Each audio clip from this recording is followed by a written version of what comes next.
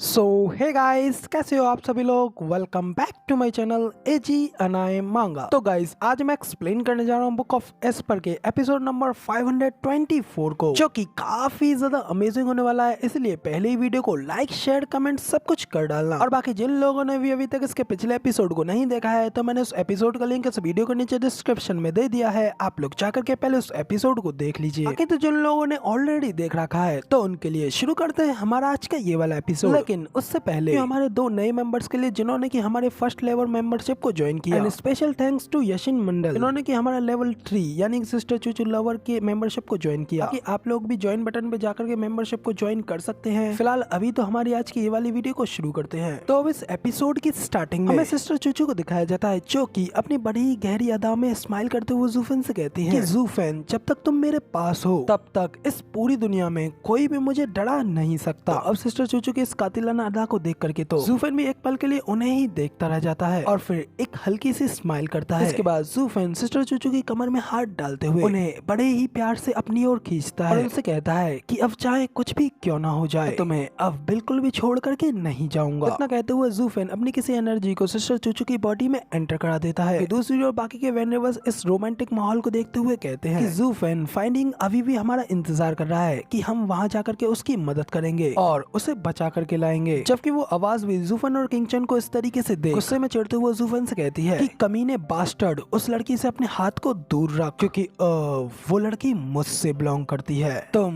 मेरे मुंह से इस तरीके से खाना ले रहे हो, तो क्या तुम मरना चाहते हो? और अगर तुम इसी तरीके से जल्दबाजी का दिखावा करोगे तो तुम काफी ज्यादा जल्दी मारे जाओगे। तो जूफेन उस आवाज को और ज्यादा चढ़ाते हुए कहता है कि इसमें क्या है, मैं तो बस कुछ ज्यादा ही चार्मिंग हूँ। तो बताओ आखिर तुम इस चीज के बारे में क्या ही कर सकते हो, क्योंकि एक चार्मिंग मैन हमेशा चार्मिंग रहता है। वो आवाज जूफेन से कहती है कि अपने आप को ज्यादा ओवर एस्टिमेट मत करो, क्योंकि मैं तुम्हें 49 डेज तक मेरे 7th ग्रेड की सोल रेटिंग मून अरे के अंदर तुम्हें तड़पाते रहूंगा, और जब मैं तुम्हारी इस लड़की से पूरी तरीके से सेटिस्फाइड हो जाऊंगा, तो तब मैं तुम्हें बताऊंगा कि इसकी परफॉर्मेंस कैसी रही। इतना कहते ही वो बंदा अपनी फॉग की रेंज को बढ़ाने लगता है और उसका वो कोहरा ऊपर छत पे उन वेनेबल्स और जूफेन की ओर आने लगता है। तो ये देख करके जूफेन जल्दी से सिस्टर चूचू का हाथ पकड़ करके उन्हें अपने साथ ले जाकर कोहरे से दूर भगाने लगता है और किंग चैन से कहता है कि भागो जल्दी। और तभी अचानक वो कोहरा किंग चैन को घेर लेता है, जिससे किंग चैन की आंखें वहीं नम हो जाती हैं और वो भी वहीं इल्यूजन में फंस के रुक जाती है। देख करके जूफेन भी परेशान होते हुए किंग चैन को आवाज लगाने लगता है कि किंग चैन, किंग चैन। अगर वो कोहरा वहीं नहीं रुकता बल्कि जूफेन को भी अपनी चपेट में लेने लगता है और फिर जूफेन और किंग चैन दोनों ही उस कोहरे में कवर हो जाते हैं। जिसके बाद वो आवाज जूफेन से कहती है कि बेवकूफ, से कोई फर्क नहीं पड़ता है कि तुम्हारा दिमाग कितना भी ज्यादा तेज क्यों ना हो, मगर फिर भी तुम हो तो कमजोर ही ना। और एक छोटे से रेडन स्टेज की 2nd लेयर के कल्टीवेटर के साथ गेम खेलना मेरे लिए पूरी तरीके से वेस्ट ऑफ टाइम है, वरना तो मैं तुम्हारे साथ इस खेल को जरूर खेलता और फिर ये सब चीज इतनी ज्यादा बोरिंग नहीं होती। उस आवाज के इतना कहते ही जूफेन और किंग चैन के हाथ एक दूसरे से अलग होने लगते हैं। किंग चैन इल्यूजन में फंस करके खुद ब खुद जूफेन से दूर हटने लगती है और ये सब चीज होता हुआ देख करके जूफेन को भी काफी ज्यादा गुस्सा आ जाता है और फिर जूफेन अपनी 10th ड्रैगन की सोल हेवन शटरिंग ड्रैगन की पावर्स को अनलेस करता है, जिसके के सर के ऊपर अशूरा ब्लू फ्लेम्स होती हैं और फिर साथ ही जूफेन की भी आंखें अशूरा ब्लू फ्लेम्स से चमकने लगती हैं। के साथ ही जूफेन भी अशूरा ब्लू फ्लेम्स को अनलेस करता है और अपने आसपास की उस सारी धुंध को वो अपनी फ्लेम्स के प्रेशर से ही खत्म कर देता है। इस वजह से वो कोहरा जूफेन की बॉडी में जरा सा भी एंटर नहीं कर पाता। इसी वजह से जूफेन किसी भी इल्यूजन में नहीं फंसता। फिर जूफेन एक इविल स्माइल देकर के हंसते हुए कहता है कि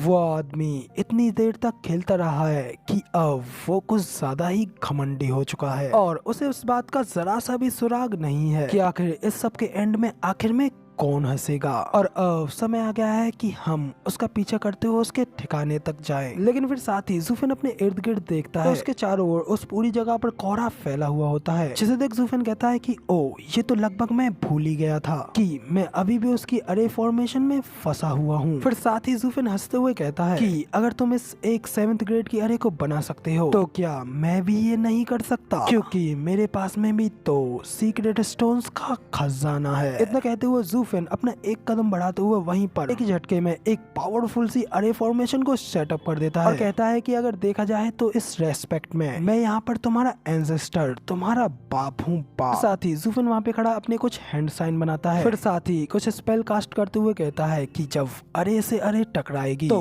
वहाँ पे होगा एक क्रैक। तो अब जुफेन के इतना कहने के साथ ही यहाँ पे हमारा सीन चेंज होता है और अगला सीन हमें उसी जगह का दिखाया जाता है जहाँ पे कि उस बंदे ने सभी लोगों को ला करके कैद किया होता है और वो सभी लोग एक गुफा के अंदर बेहोश पड़े होते हैं। साथ ही हमें वहीं पर साइड पर बैठी फेरी सुई और बाकी के तीनों वेनरबल्स को भी दिखाया जाता है। तो अचानक से कोई बंदा दर्द में चीखते हुए कहता है नहीं नहीं नहीं मुझे छोड़ दो, दर्द हो रहा है। इस शोर को सुनकर के तो फेरी सुई भी शॉक हो जाती है और उनकी आंखें खुल जाती है। साथ ही बाकी के सभी लोग भी जाग जाते हैं और फेरी सुई अपने सामने के उस हट्टे कट्टे बंदे से कहती है बास्टर्ड अभी के अभी उसे छोड़ दो और यहाँ से जाने दो। मगर तभी हमें उस लाल बालों वाले बंदे को दिखाया जाता है कि अपनी एक ईवल सी हंसी हंसते हुए कहता है लड़की क्या तुम कुछ ज्यादा ही एक्साइटेड हो रही हो, मगर चिंता मत करो अब तुम्हारा नंबर भी जल्द ही आने वाला है। तो ये सुनकर तो फेरी सुई उससे चिल्लाते हुए कहते हैं कि तुम सचमुच में बहुत ही बड़े बेशर्म हो। जबकि इधर साइड पर वेनेबल यांग भी जाग चुके होते हैं और वो भी उस बंदे को देख कहते हैं कि हे लड़के हम लोग एक दूसरे को नहीं जानते और हम लोग तो बस अचानक ही एक दूसरे से टकरा गए, इसलिए तुम जो चाहो वो इन लड़कियों के साथ कर सकते हो, लेकिन हमें यहाँ से जल्द ही जाने दो। तो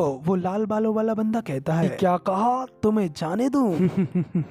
मैंने खुद अपनी आंखों से देखा है तुम्हें इन लड़कियों की मदद करते हुए, इसलिए अब तुम्हें और ज्यादा बेवकूफी बड़े एक्ट करने की जरूरत नहीं है। तो वेनेबल यांग कहते हैं कि नहीं नहीं तुम्हें शायद कुछ गलत फैमिली हो रही है, वो तो हमारा लीडर था जो कि इन लड़कियों में से एक का ओल्ड फ्रेंड था, इसलिए वो इन लड़कियों की मदद करना चाहता था, ना कि हम तो बिल्कुल ही अलग हैं इनसे। दूसरी ओर हमें दिखाया जाता है कि उस लाल बालों वाली बंदे ने लड़की को बड़ी ही बेदर्दी से गले से पकड़ रखा होता है और वो रो रही होती है, मगर वो लाल बालों वाला बंदा उसे इग्नोर कर कहता है कि अब इस चीज की कौन परवाह करता है, तुम लोग अब इस समय मेरी केव के अंदर हो, इसलिए अब तुम लोग सिर्फ और सिर्फ मेरा शिकार हो और अब मेरी इच्छा पर ही तुम लोग यहाँ पर जी पाओगे। कहते हुए वो लड़का उस लड़की की एनर्जी को ड्रेन करते हुए अपनी बॉडी में एब्जॉर्ब करने लगता है, जिससे उस लड़की की सारी एनर्जी सारी वाइटलिटी जाने लगती है। सारी एनर्जी चले जाने के बाद में वो लड़की वहीं पर मर जाती है और सिर्फ उसकी हड्डी का ढांचा ही पीछे रह जाता है। ये देख करके तो वेनेबल यांग भी शॉक होते हुए अपने मन में कहते हैं ये क्या, इसने तो उसकी सारी यिन एनर्जी को सोख लिया। तो अब ये सब सोच करके वेनेबल यांग उस लाल बालों वाले बंदे से कहते हैं कि ब्रदर अब जब तुम यहाँ पर एनर्जी को शक करने के मेथड को सीख रहे हो, इसलिए हम ओल्ड मैंस तो तुम्हारे लिए बिल्कुल ही यूजलेस हैं। क्यों ना अच्छा रहेगा कि तुम हम लोगों को यहाँ से जाने दो।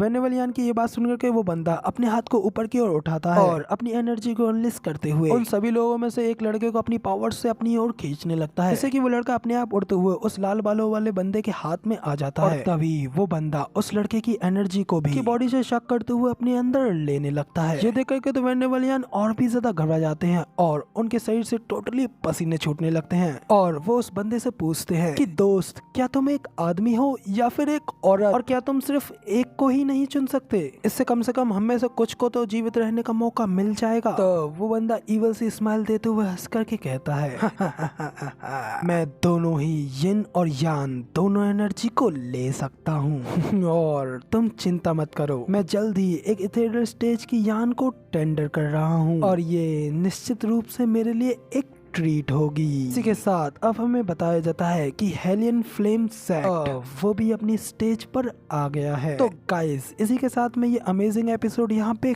खत्म होता है। तो गाइस अब वीडियो ज्यादा पसंद आई हो तो यार एक सुपर चैट भी जरूर मार देना। बाकी तो अब इसके आगे स्टोरी आप लोगों को इसके अगले एपिसोड में देखने को मिलेगी, जो कि अगले हफ्ते देखने को मिलेगा। अभी फिलहाल वीडियो पसंद आई हो तो यार एक लाइक कर देना, साथ ही कमेंट करके मुझे जरूर बताना कि आप लोगों को ये वाला वीडियो का एक्सप्लेनेशन कैसा लगा, और अगर चैनल पर नए हो तो सब्सक्राइब करके जरूर ही जाना ऐसी ही अमेजिंग वीडियोस को आगे भी देखने के लिए। बाकी मिलते हैं किसी और नई वीडियो में, तब तक के लिए बाय बाय।